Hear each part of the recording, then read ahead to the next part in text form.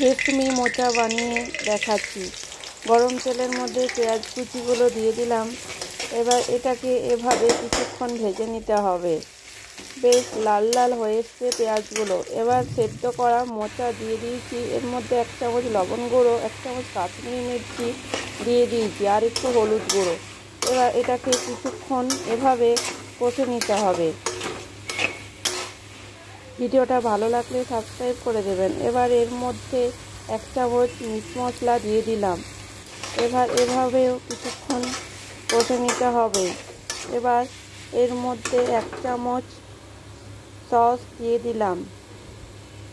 এবার এটাকে কিছুক্ষণ এভাবে কষতে হবে যাতে তলাটা না ধরে যায়। এভাবে কষে নিতে হবে। এর মধ্যে 2 চেরা কাঁচা লঙ্কা দিয়ে দিলাম। এবার এভাবে কিছুক্ষণ কষে নিয়ে এর মধ্যে 1 চামচ গরম মশলার গুঁড়ো দিয়ে দিলাম। এবার এভাবে আস্তে আস্তে কষে নিতে নিতে এর মধ্যে একটু চিনি দিয়ে দিলাম। এবার এটাকে আবার একটু কিছুক্ষণ কষে নেওয়ার পর এর মধ্যে 1/2 চামচ মতো ঘি দিয়ে দিচ্ছি।